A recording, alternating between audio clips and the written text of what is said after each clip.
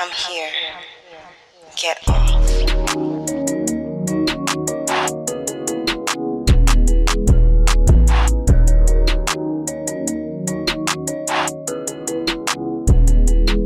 Hey y'all, today we're talking to Corene Lavhan, pronouns she and her. Corene's a mommy advocate and host of the Mommy Hour podcast. She encourages Black mothers to mother on their own terms by transparently talking about the ups and the downs of the motherhood journey. Hey, thanks for coming on. Hi. Yeah, we're happy to see you. Thanks for having me. Yay. So, Corene, we told you we're going to jump right on in your parts. Let's go. When do you first remember masturbating, and what was your preferred technique? Oh, my earliest memory. I feel like I've always been just a sexual being. I feel like just Black women are just sexual beings. Like we're just sexual. And so I've always touched myself. Like I've always, since I was younger, since I remember 8, 9, 10, just touching myself. Just what is that? What is happening down there? Oh, that feels good. And then I remember probably masturbating.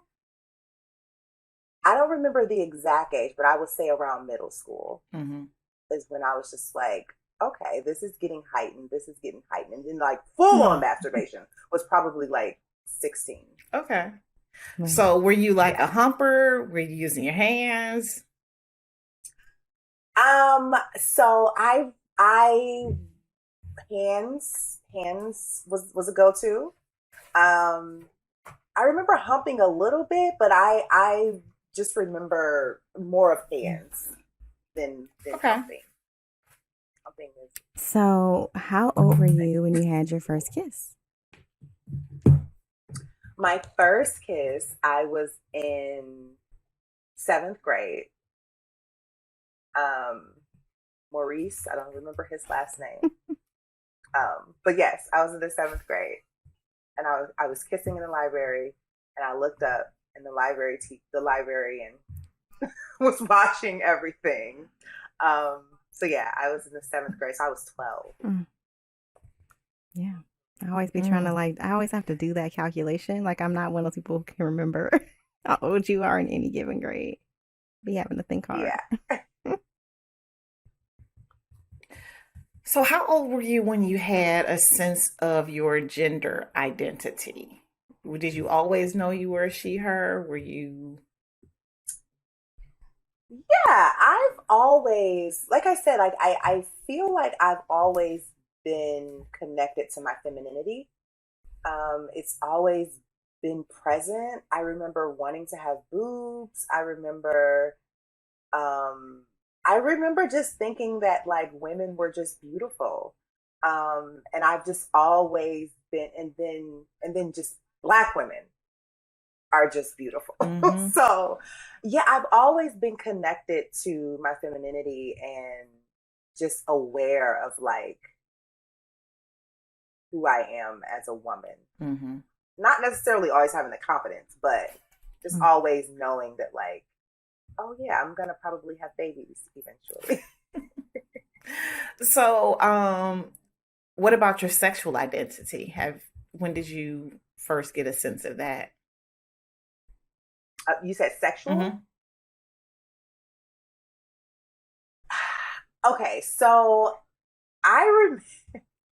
so like I said, I feel like I've always been aware of things. I remember me and my sister finding pornos in my parents' room when we were in elementary school. Don't you think damn, I have to be better at this shit than my parents were? You would think. Yeah. You would think. So I feel like sex has just always been a thing. And I remember being in the 7th grade, or maybe 8th grade is when it all started, because I was in the summer program and we were out of town, and we traveled every summer together, and it was a group of the leaders and the young adults. And when I say young adults, I mean like freshmen in college, like the younger adults.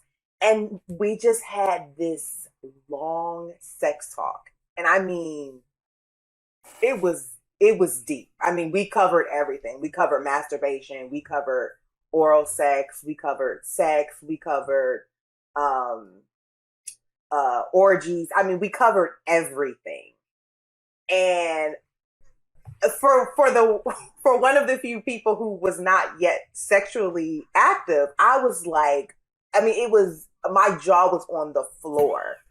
So I feel like after that, I was like, oh, this is a world that like I thought I knew what was happening, but like once you hear people around you who look like you normalize the things that like you didn't grow up talking about, it just introduces it in a different way. Mm-hmm. So I feel like around like 13 is when I was just like, oh, okay.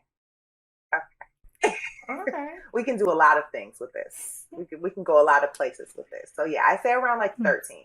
Is that so? Well, go ahead. I was gonna ask, as parents, some people freak out about like, I don't want my kid being exposed to anything too soon, or looking back on that, do you think that was the right time? Do you, like, as looking back on that as a kid and now also as a parent, like, how do you feel about how those conversations and where you were and were you ready to receive it? I feel like, so as a parent, I feel like we shield too much. I grew up in a Pentecostal family. And it was, I mean, I never remember my grandmother wearing wearing anything but a skirt, only wearing pants. So it was a very, very strict environment when it came to certain topics. And of course, sex was one of them. So I feel like I could have been introduced to things way earlier because I mean, to this day, I still have never had a sex talk with my parents. Mm-hmm. Like we never had like a two kids in. We never had like a sex talk with me and my sister. And then when my brothers came along, like I don't know what they did with them, but me and my sister never had a sex talk with my parents. And so I feel like that can be problematic because that leaves you room to figure it out on your own.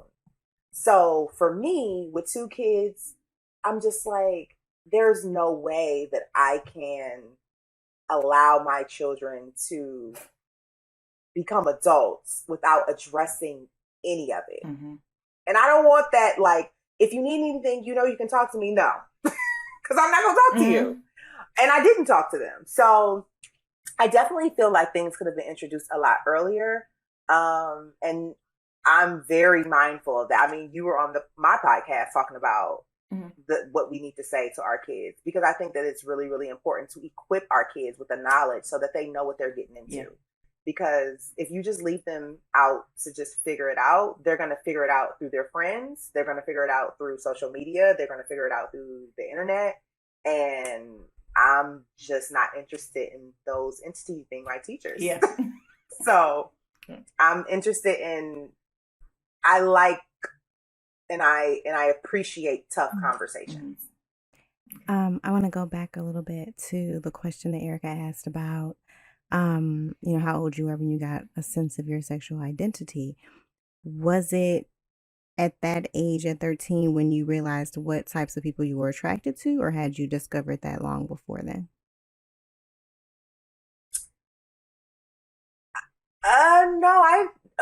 Okay. So I discovered that long before then. I feel like I remember being attracted to boys in like first grade. First grade. I just remember Brandon. I don't remember his last name. He was so cute. Yeah, I remember since going into school, like being attracted to, the cutest boy in the classroom, the cutest boy on the street, Yeah. playing hide and go seek before the street lights come on. Yeah, I've always been aware of the penis. The pain. The pain. So, how old were you when you first started experimenting with other folks? 15.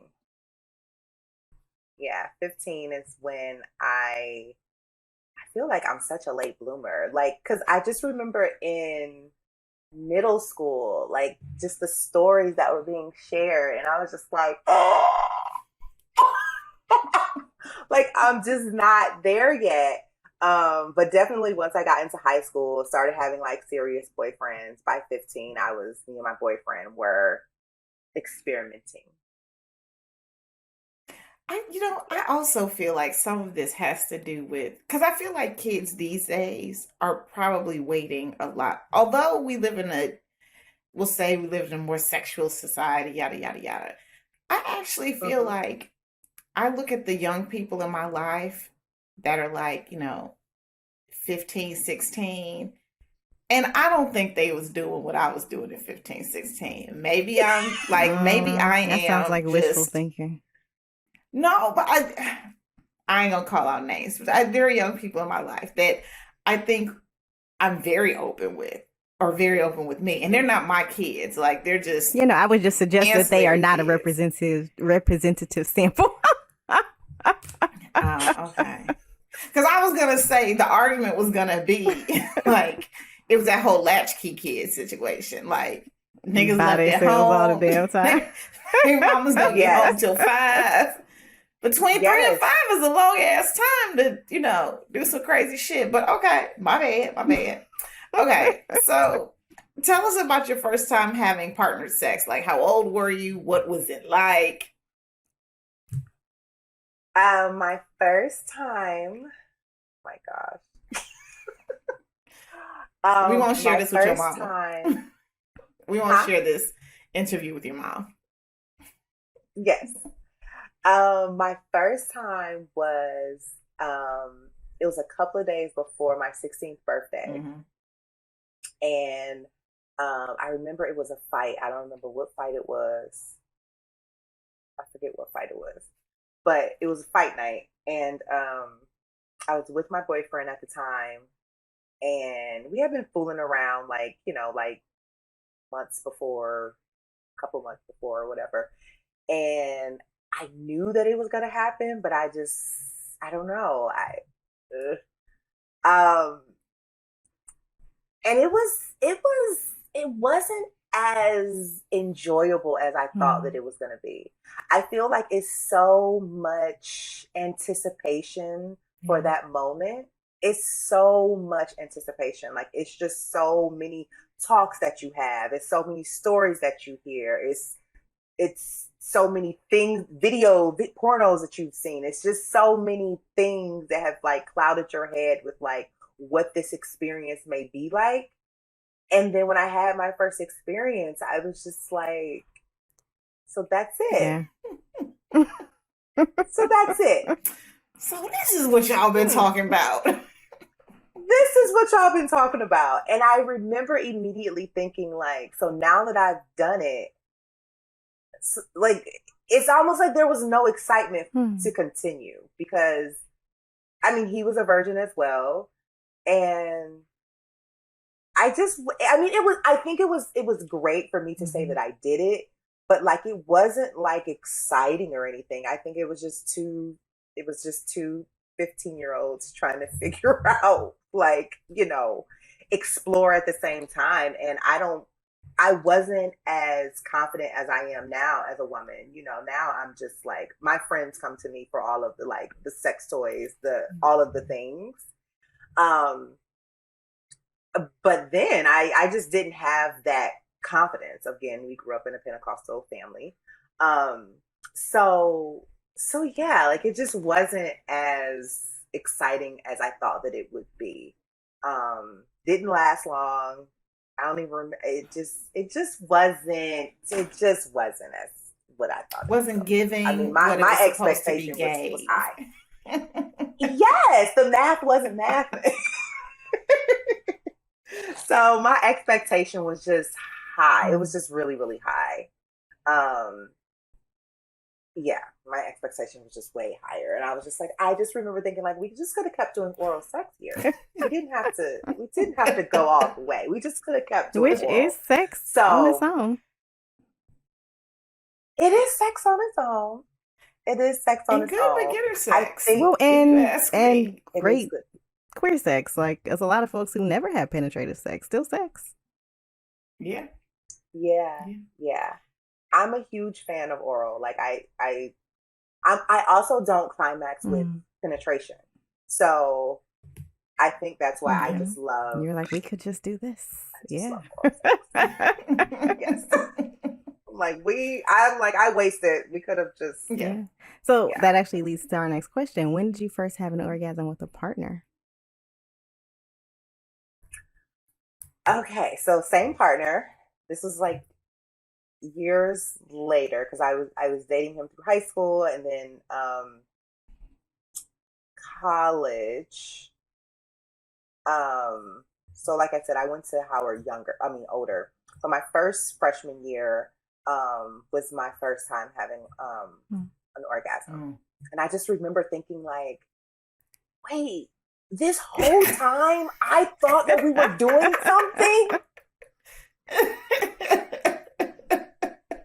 I thought you were really, really doing something.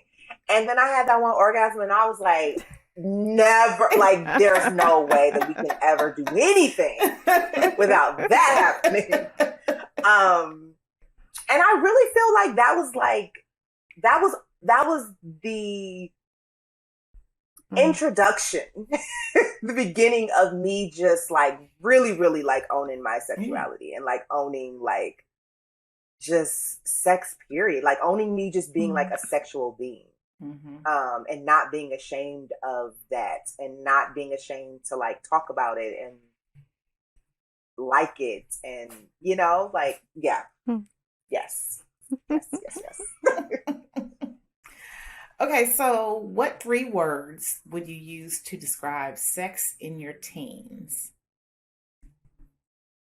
Oh my goodness. Awkward, stiff, and sometimes it was fun sometimes. Okay. Sex as a teen happened in a lot of different places. So it was fun. Young, free. Yeah. Okay. Awkward, fun. All right. Sometimes stiff, trying to figure it out. And what about in your 20s? What 3 words did you use there? For my 20s, I would say rooted. That could go a couple of different ways. Yeah. Rooted in a good way. Rooted in a good way. Rooted, because I was just, I just feel like my, right after having my first orgasm, okay, we'll get into that later. But yes, okay, so 20s, I'll say rooted, enjoyable,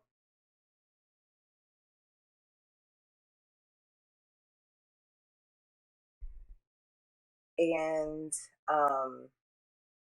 experimental. Yeah. Erica, your face. She won't know about the experimental.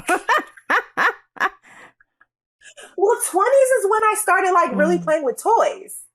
20s is like when I was just like lubricants, toys, vibrators. Like that's when me and my husband moved to LA. We were in Hustler, the store Hustler. Like that's when I just started like. You're on mute. Huh?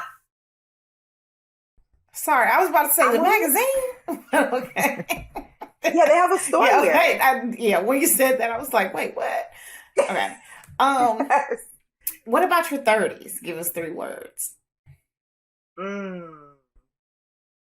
Constant, or I should say, or consistent. Satisfying,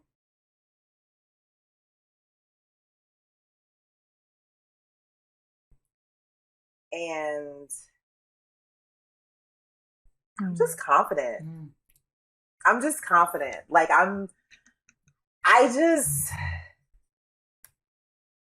sex is just really important to me. So I'm just all about doing whatever needs to be done so that we can just enjoy this, you know, especially like after having 2 kids and like you going through I went through a huge dry spell after both children where like I wasn't able to have sex for a while, like months. And I had never experienced that before.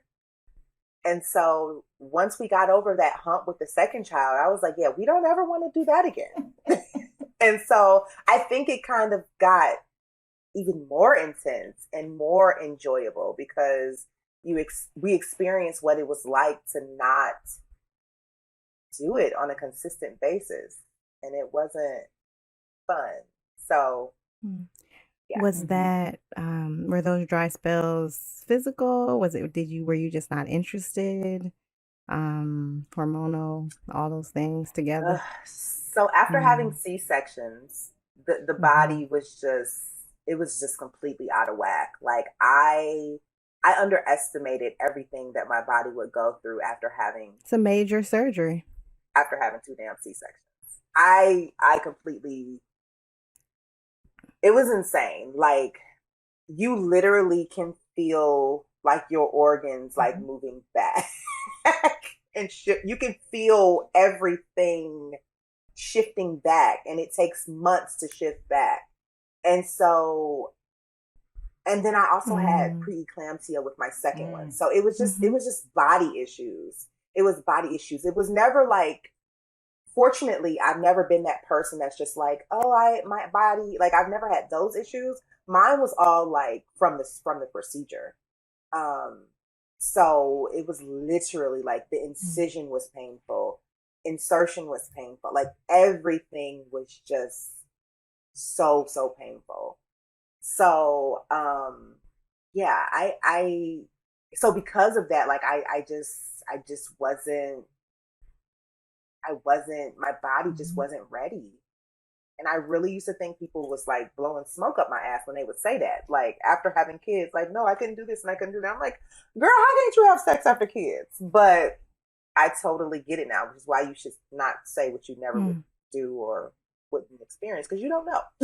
So yeah, that was a humbling experience, because I never thought that I would be one of those people that would have things to add to that narrative.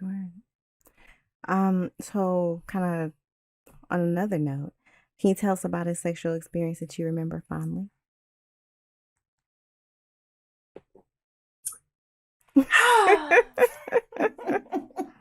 I love asking this question. Me too.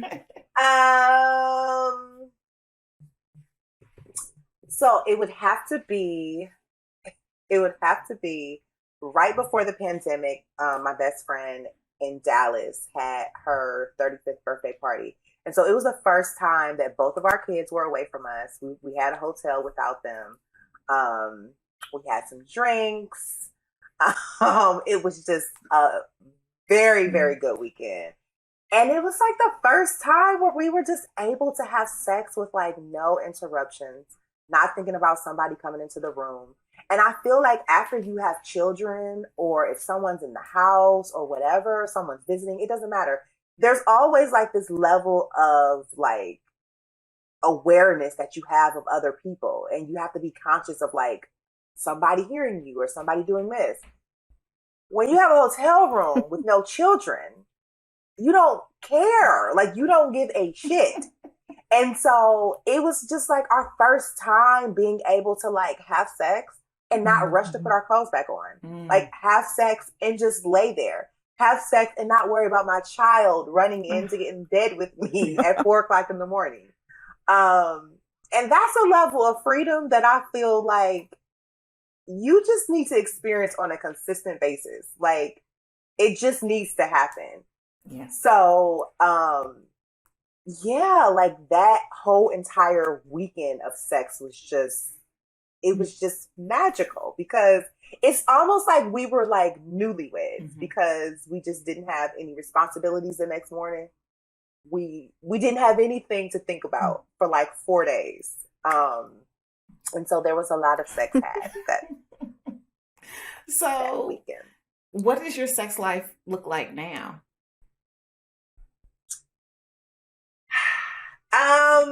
So we make sure that, so it's a minimum of 2 times a week. And I think we've just realized that it's just really important. Like I said, like after having children, we went stints without having sex for a very long time. And we really like each other and we're attracted to each other. And I just feel like it's just important to be consistent with things that you like to do and things that make you feel good. So minimum of 2 times a week. Was this a minimum that you guys set, or did it just kind of happen that way? It just happens. Okay. It just happens. But we did used to have dates. Okay. Like we did used to have 2 days a week, like strict, like 2 days a week that we would have sex a week, just to make sure that we wouldn't forget. It's like days run together, like after you have kids sometimes. And so we used to have like strict days, like Wednesday and Sunday. Whatever happened, and it adds excitement, because it's like we know, like by the end of the night, you know, you're going to be having sex. So now I feel like it just happens now. Kids have gotten older. I feel like we're just in a different space now. So we are consistent. We still like to add toys and lubes and all those things. And it's just, I don't know. Like, I just feel like I'm just really lucky when it comes to sex and in that department. I'm with someone who's not afraid of exploring, who's not intimidated by my sexuality, who's not intimidated by the things that I want to do. And I've been told that that's not always common. So I'm just grateful for like the consistency and just a healthy sex life. It's not, I don't take it for granted. Okay, so are there certain times of the day that are best for you to have sex, like morning, night? When my children are asleep. Whenever that may be.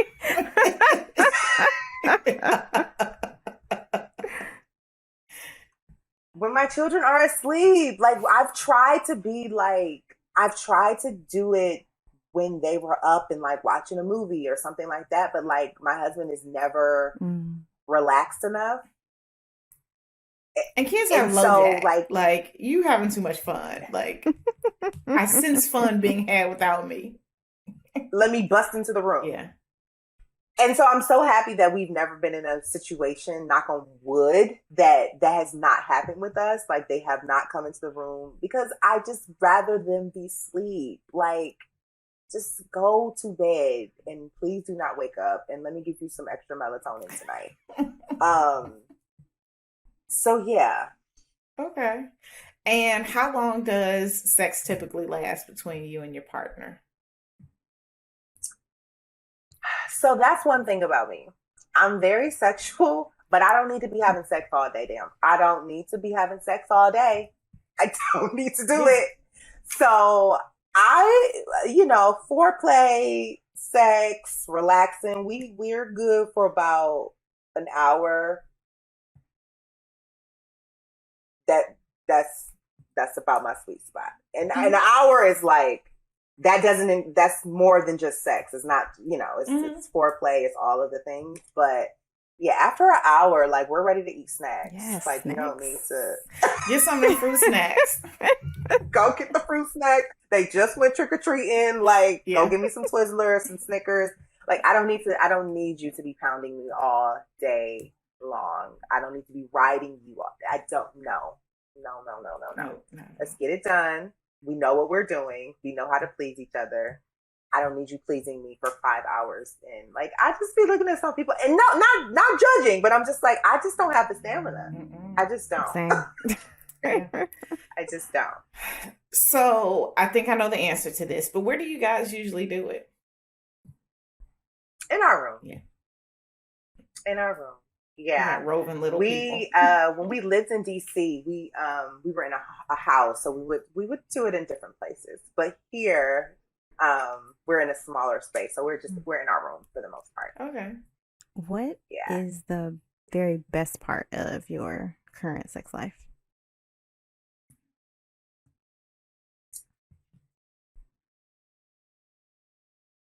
Freedom. Like, just freedom to like do whatever I want to do. Like, freedom to like explore. Like, if I want to introduce a new toy, if I want to introduce a new lube, if I want to try a different position, like I just like, it's just freedom to like do whatever makes me happy, and vice versa. Like, whatever my husband wants to do. Like, it's just a solid, unspoken freedom. And then on the flip side, what's the most frustrating part?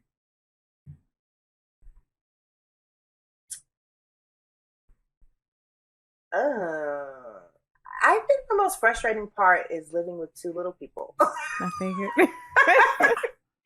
I mean, to be honest, it's like, I love my children, but sometimes you just want to have loud, amazing sex that is not going to be heard by other people, or it's not going to wake someone up. And so I feel like that's the one thing that I'm just like, I hope they don't come in. I'm about to say, well, y'all ain't got no lock on y'all door. Yeah, we have. Yeah, but it's like, sometimes you forget. Yeah. So I feel like that's the one thing where I'm just like, we don't live close to a lot of a family, so it's not like they're going over grandma's house every weekend. So like, our kids are with us. Yeah. So I would say that that's like the only thing. I'm like, wish I could send y'all to Cleveland for the weekend. You're from Cleveland? Or we go to Dallas. Yeah. I'm from Cleveland. Are you from Cleveland? Shut up. Okay, we'll talk after about what parts. Did not know that. Word. Yeah, yes. I too wish I could send my child to Cleveland from time to time. Are there any things in your day that can prevent you from being in the mood?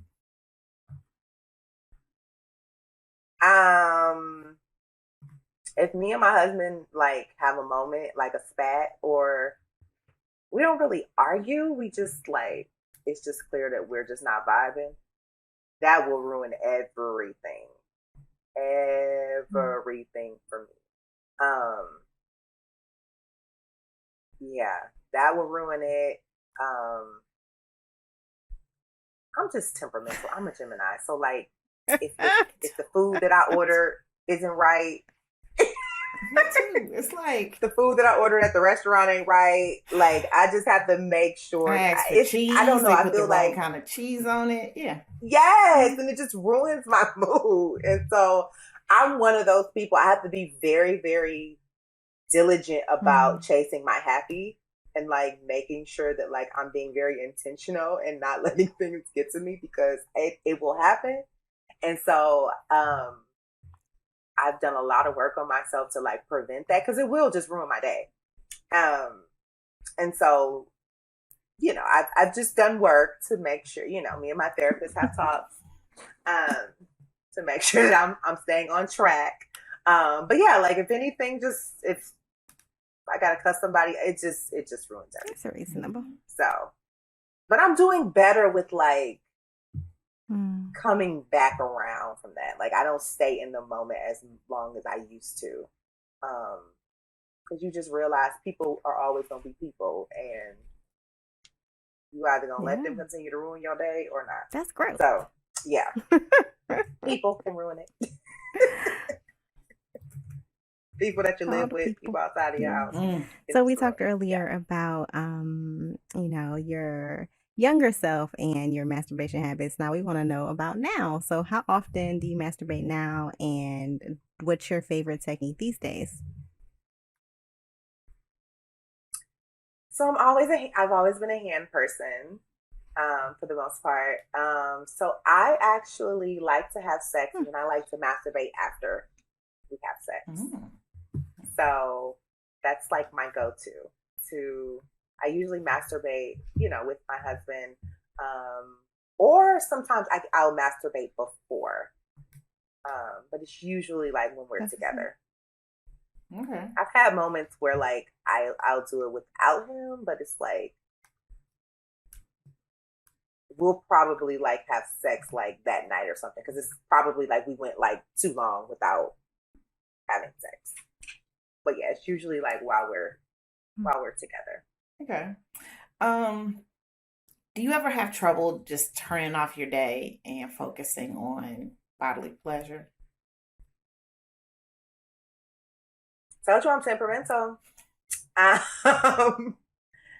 Yes, just stress. Like, I don't know. I feel like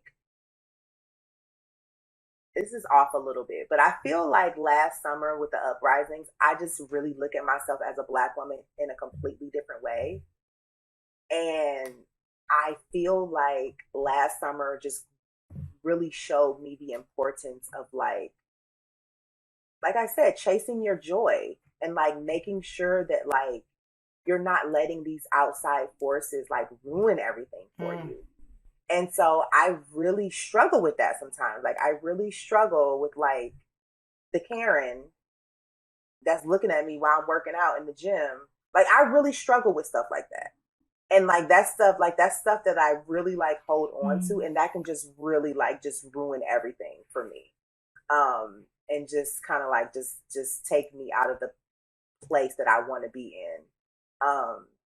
And so it's moments like that, just going throughout life, being with sucky people, it could just really ruin it for me. So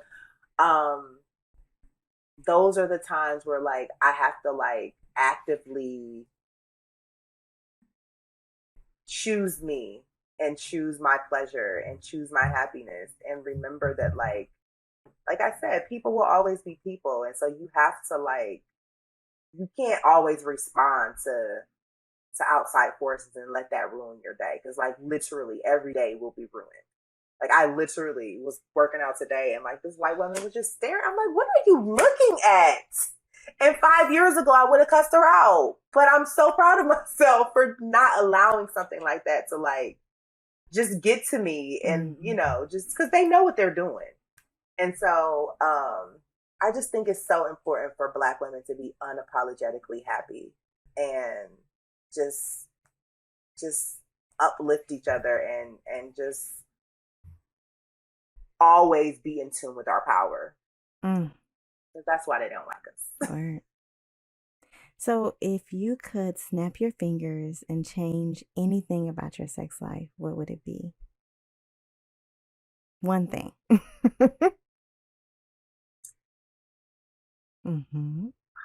Just one? Larger bedroom. Like massive. You want different stations. You want to like swing some stuff. And, yeah. Just space, pole, like just have it all. Just a very, very intimate feel for the bedroom. Okay. Like very like just space. Cool. Yes. So what's a sex best practice you want to share with our listeners?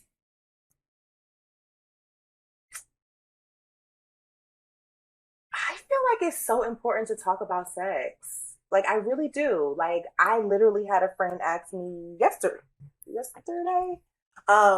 She was like, so such and such wanted to know, like, about toys that you use. And I'm like, I feel so honored when people come to me for that, because I feel like we just don't normalize like just things that I feel like we should be talking about. Like, how do you become a better cook? You talk about recipes and you swap recipes and you do things, grandma passes down her recipe. I feel the same way about sex. Like, maybe you're not talking to grandma about sex, but you should be talking to Keish and Brittany. Like, you should be talking about these things, because it's important to like explore who you are, with your sexuality, and like, the things that you want to do, the things that your partner wants to do. You should be talking to yourself. You should be talking to your body, your friends, your partner. Like, I just think talking about sex is so important. Like, that's how I was introduced to so many things, like grown women, like just talking to me about things, and like just being very, very open and transparent about a lot of things. I'm a performer, and I was in a show for color girls who have considered suicide when the rainbow is enough, and like I was the youngest one. I was 19, and I was with women who were like 30s. Some of them had been divorced. I mean grown women, and they really were just like, it's almost like they forgot I was in the room. But that's how you learn, listening to those. They were just, yeah. I mean, and it's not like they forgot that I was in the room. They honestly, I feel like they were honestly being open, really, really open for me, to equip me. And they did. Like, they are the reason why I'm just so, they're some of the reason why I'm just so comfortable with like pleasuring myself and normalizing like the female body, and not being ashamed of it, not being ashamed of like what makes me feel good. It really is shunned upon, especially amongst Black people. Like, we don't talk about sex, we don't do anything, and I'm like, that's just so backwards to me. And I feel like it's just the gateway to so much happiness and so much joy and so much freedom. We weaponize sex in a lot of ways. So I feel like it's just best practice to like talk about it all. So you've mentioned your toys a few times during this talk.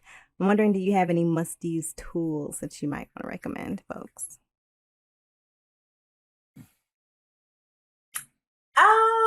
So I love a good cock ring. Vibrating cock ring. I have never ever been this open. I mean, I know you guys know this, but I love a good vibrating cock ring. I love the way it pleasures my husband. I love the way it pleasures me. The vibration, the sensation. I love warming lubricant. And I just love vibrators. Like, I don't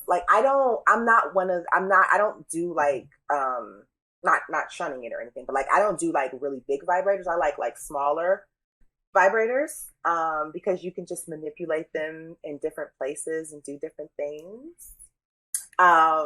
So I feel like I'm old school. I'm like, it's like give me a little vibrator, give me some good lube and a cock ring, and we can have a great night. Cool.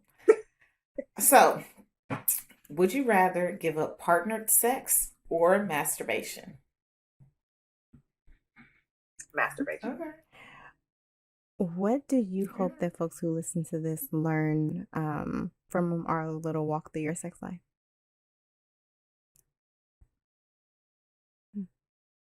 To be free, to do what you want to do, to explore, to not let our cultural norms, whether it be as a Black person, as a woman, as, queer, whatever, like, don't let any of the cultural norms or stereotypes stop you from doing what you want to do. Like, explore, do what you want to do, like, explore with who you want to explore with what you want to explore with. Like it's your birthright Yeah.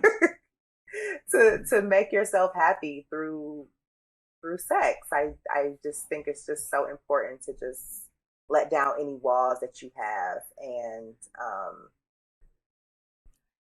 just allow yourself to be free. So what's turning you on today? Today,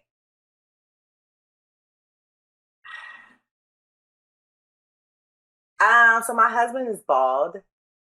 He has a bald head. And it really is a turn on when he shaves. Like when he shaves and it's like fresh. And so he just shaved. And it's just it's almost like it's a reset button. Like whenever he shaves, it's like a reset button. Like, You fine. You even finer again. You fine. And chocolate. Yes. So yeah, I saw him. He got dressed today, and he was like on a call, like had his headphones on. And I was like, yes, okay. Tonight's the night. So, All right. so as we wrap up, Yeah. can you tell folks where they can find you?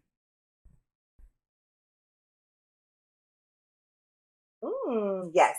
So I am on Instagram at Corene, CORENE.LAVHAN. Corene Lavhan. Corene.Lavhan. Dope. And you want to give them any information about your show? Ah, yes.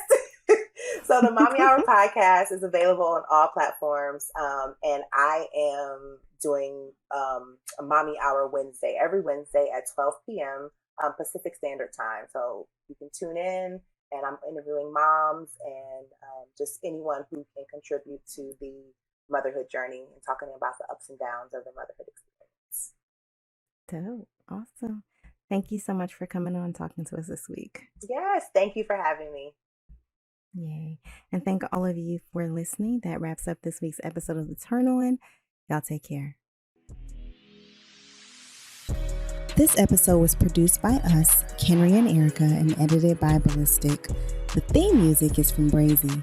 Hit subscribe right now in your favorite podcast app and at youtube.com/The Turn On Podcast so you'll never miss an episode. Then follow us on Twitter at The Turn On Pod and Instagram at The Turn On Podcast. And you can find links to books, transcripts, guest info, what's turning us on, and other fun stuff at theturnonpodcast.com. And don't forget to email us at theturnonpodcast@gmail.com with your book recommendations and your pressing sex and related questions. And you can support the show by leaving us a 5-star review, buying some merch, or becoming a patron of the show. Just head to theturnonpodcast.com to make that happen. Thanks for listening, and we'll see you soon. Holla.